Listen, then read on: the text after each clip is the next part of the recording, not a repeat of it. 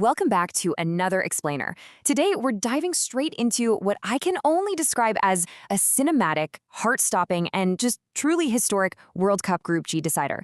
We're breaking down that monumental clash between Egypt and Iran at the 2026 World Cup.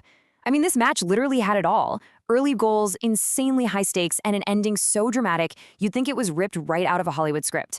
So let's get right into it, because the margins of victory and defeat here were, well, they were quite literally microscopic. 93. I want to jump right to the absolute climax of this whole story. Picture this. It's the 93rd minute of the match, stoppage time. The score is deadlocked at 1-1. A draw sends Egypt through, but a win sends Iran through.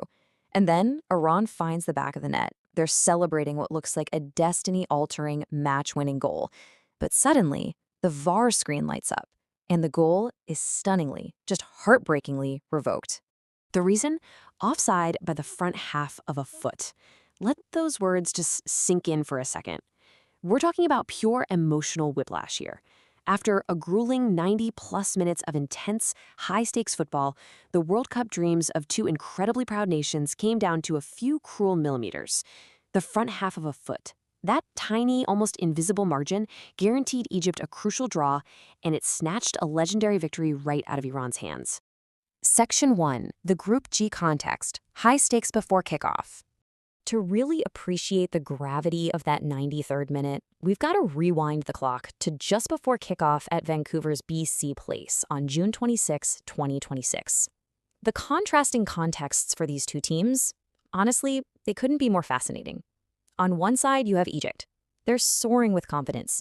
They just secured their first ever World Cup win with a really convincing 3-1 victory against New Zealand. They're sitting pretty, knowing a draw almost certainly gets them qualified. Now on the other side, you've got Iran. Their tournament had been defined by incredible resilience amidst major off-field challenges and travel restrictions. But despite all that, they remained fiercely competitive. The catch, though, was they were backed into a corner. They practically had to win. Section 2. Two fast early goals, an explosive start in Vancouver. The pace of this match was absolutely frantic right out of the gate. Just 5 minutes after kickoff, Egypt draws first blood.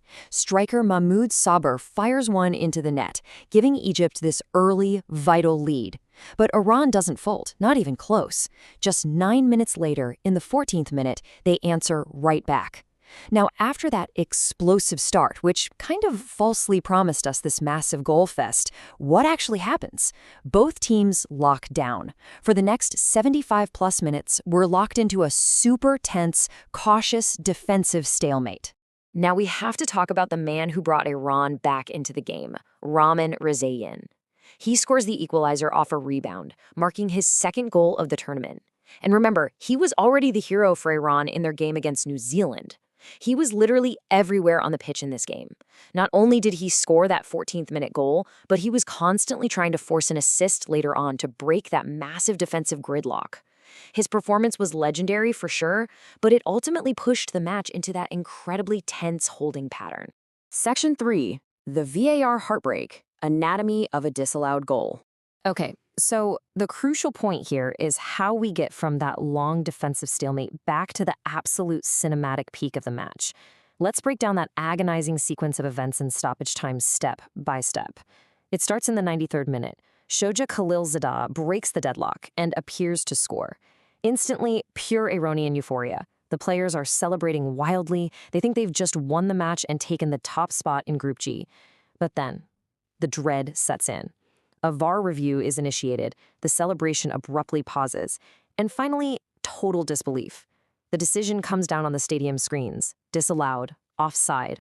Think about a millimeter for a second. It's a microscopic unit of measurement. We're talking about the massive scale of a World Cup knockout stage here. The dreams of millions of fans, years of athletic preparation, global broadcasts, all completely altered by a unit of measurement you can barely even see with the naked eye. Khalilzadeh was offside by simply the front half of his foot. Unbelievable. You can only imagine the polarized reactions on the pitch at that exact moment. For Egypt, it was a moment where their hearts completely dropped into their stomachs, followed instantly by the most immense, overwhelming relief imaginable. They had survived. But for the Iranian squad and those passionate Iranian fans in the stands, it was absolute cruel agony. To come within a few literal inches of winning the group only to have it ripped away by technology. Man, that's the kind of heartbreak that haunts a team for a generation. Section 4, first ever knockout stage, the 1-1 final verdict. The historical implications of this 1-1 scoreline are just massive. For Egypt, this draw is everything. They hold on and they secure their spot in the World Cup knockout round for the first time ever in their nation's history. They advance to face Australia in the round of 32. But for Iran, finishing with a 1-1 draw leaves them with just 3 points. They don't have a guaranteed ticket home, but they definitely don't have a ticket forward either. They're left anxiously waiting, depending entirely on outside results, just hoping to somehow reach the knockout round as one of the top 8 third-place teams. Section 5, a cruel final verdict, when technology meets destiny. So, to summarize the sheer gravity of this outcome, Egypt secures a historic qualification. Iran's fate is left completely hanging on outside results, and it all comes down to that final point. A single centimeter. 1 single centimeter fundamentally changed the sporting destiny of 2 incredibly passionate nations. It is easily the most heartbreaking VAR moment of the 2026 World Cup, proving just how razor-thin the margins of modern football truly are. What an absolute roller coaster of a match to break down. If you enjoyed this explainer, please make sure to hit that like button and subscribe to the channel so you never miss an update. You'll definitely want to stick around for our next analysis, where we're going to dive into an entirely different kind of match: Belgium's massive 5-1 explosive victory against New Zealand. Belgium finally brings the fireworks, and we'll break down exactly how they dismantled the Kiwi defense. But before you go, I want to leave you with this final, lingering thought. When 1 single centimeter breaks a World Cup dream, does VAR make football fair, or does it just make it cruel? Does the pursuit of microscopic accuracy strip away the human emotion of the beautiful game, or is it a necessary evolution to ensure the right team advances? Let me know what you think. Thanks for joining me on this explainer, and I will see you in the next one.